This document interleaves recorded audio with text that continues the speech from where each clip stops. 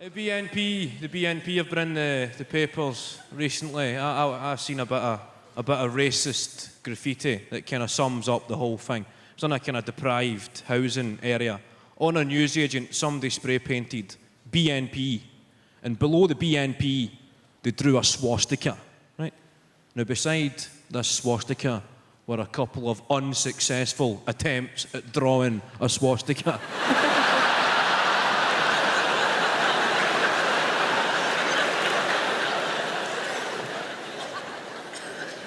They'd obviously misjudged the complexity of the operation.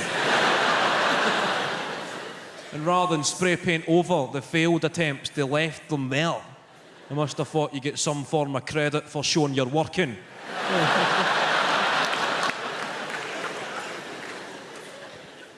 I was reading the government plans to provide musical instruments to children, like young people from deprived areas, because that'll solve the problems. Musical instruments. No. What's up, son?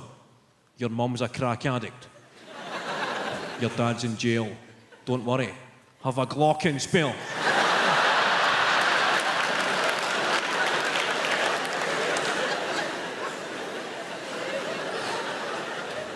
Problem solved. Oh, cheers, mate. Thank you. Everything's fine. A, B, C, D, E, F, G. A lot of fond memories growing up. The good old days. I liked school. My favourite class at school was woodwork. Remember craft and design? I never actually liked the subject. I liked the teacher. See, everybody's woodwork teacher was an alcoholic. I remember this guy, our woodwork teacher. He would just be sitting at his desk about 10 minutes in to the woodwork lesson, and he's not even spoke a word. Right? Just sitting there, going,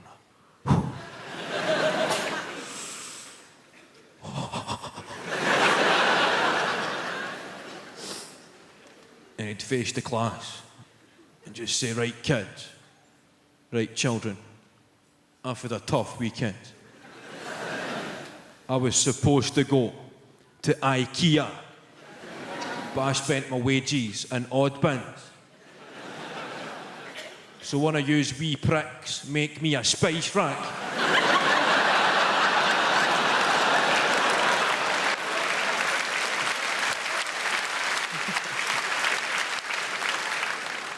And when you were 12 years old, that was pressure. When a middle-aged man's marriage depends on your abilities with a tube of glue and a bandsaw.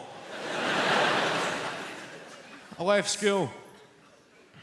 After school, I remember looking for a job, unemployed, in the job centre. First job you see, a customer service advisor's assistant. None of these jobs, it just gets shiter and shiter every word they use. Just goes mwah, mwah, mwah. Basically means you make the tea for the guy that makes the coffee. Like,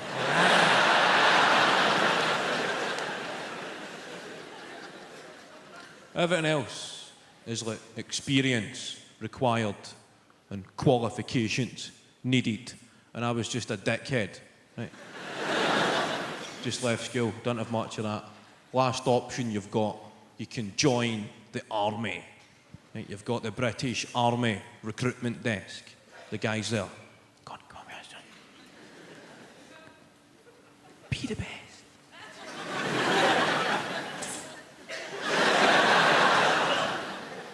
And I'm thinking, me, join the army, be the best.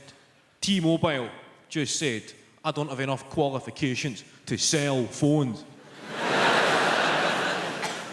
Microsoft just said, I don't have enough experience to answer phones. And you want to give me a machine gun?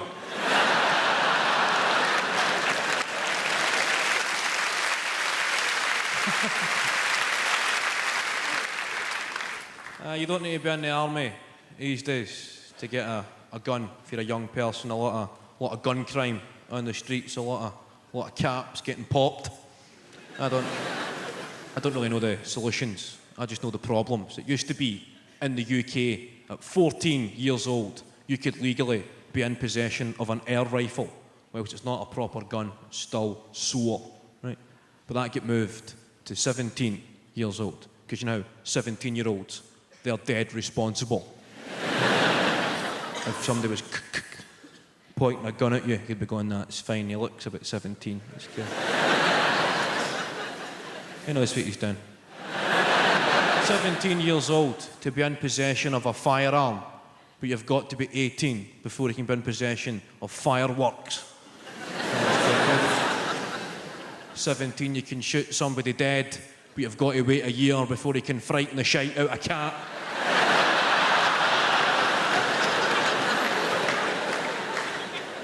But drugs, I get offered drugs quite a lot in this game. You get offered the usual suspects like ecstasy, speed, and a drug called horse tranquilizer.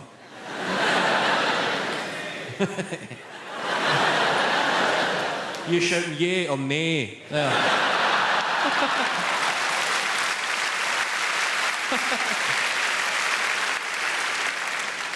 I can understand people who don't know anything about drugs.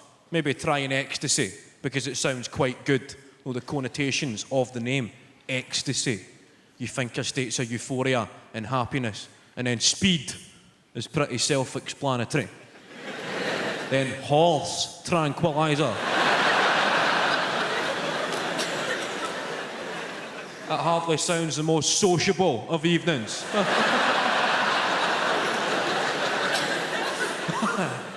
The fact I've replaced the original name with the effect it has on a horse. I think that's the way every drug should be tested. Give a lot of them to horses, then you can see what it actually does to you. It would also make the Grand National pretty interesting. 20 quid on the one that's breakdancing, please. I was watching a programme about children from the opposite end of the social spectrum, a programme called My Super Sweet 16th. Anybody seen this? Don't get too excited, it's quite shite.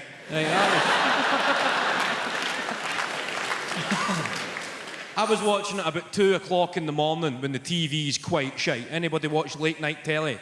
You ever been up that late at night when the TV just goes, get to bed? There's nothing to see here.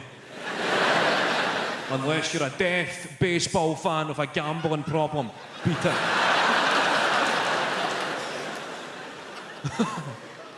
Does anybody watch these late night Channel 5 phone-in quiz shows? Anybody seen these, like Quiz Mania and The Cash Vault? It's just robbing drunk people. No, you come in at night, there's some guy going, okay, everybody, okay. Thanks for watching, okay. For £10,000, we're looking for a guy's name.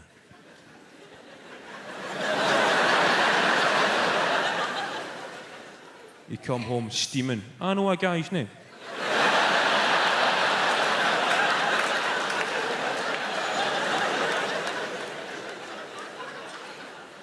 £10,000. I know a few guys' names.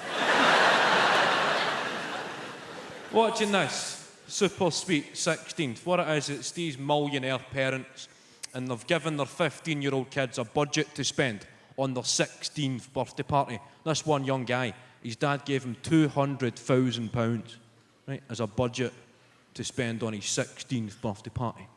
I'm watching this, thinking, if my dad had given me £200,000 to spend on my 16th birthday party, I would be dead.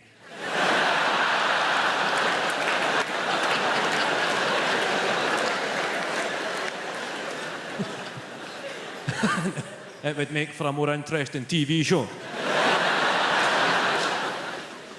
Your 16th birthday party, you should be grateful for a bottle of Mad Dog 2020. And a smelly finger.